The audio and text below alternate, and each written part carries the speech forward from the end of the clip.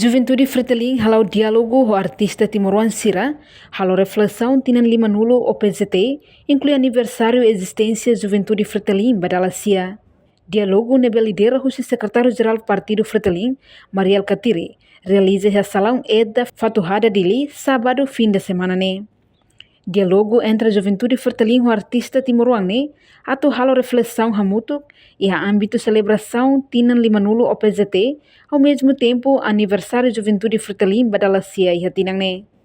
Nebe o tema, a juventude e a luta da libertação através da arte, reflexões sobre o passado e o papel da arte e cultura no futuro da nação na fileira da Fretilin. Adjunto Segzer Juventude Fretilin, Elid Gomes Sateten, Juventude Fretilin a caractar elemento principal sira e a celebração loro importante iruane. Bom, hoje, dia 14 de junho de 2025, Juventude Fretilin celebra o nono aniversário da existência da Juventude Fretilin, nessa organização da massa fretiliniana. E para além de celebrar o aniversário, também coincide a existência, cada aniversário nosso, Organização Popular Juventude de Timor, organização juvenil da Navemaca Moris e a 75, Catina Lima no Libacoto, então, Juventude Fretilin e a comemoração celebra loro importante rua. Mas bem, normalmente celebração, comemoração será sempre idêntico festa, toca.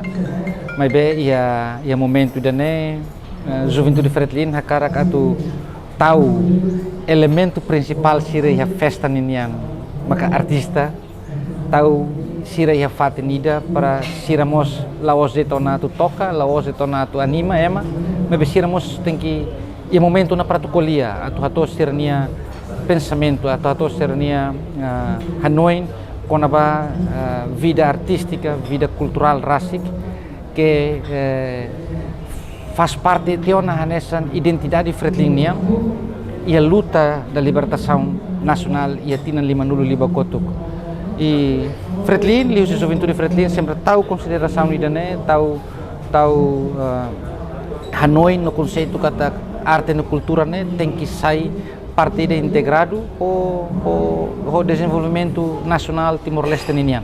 Também é duni maka Juventude Fretilin e a celebração idane oferece espaço de diálogo para jovem artist legend sira, tanto mais música, mais pintura, artista pintura sira, artista poeta sira, poesia sira, nomos danças, nebe makoini talibur hamutu kene, mais grupo banda oiwen, que atu ita polia bamalu, halo diálogo, o líder sira, o político sira, o partido político mos. E nema que objetivo esse evento de hoje.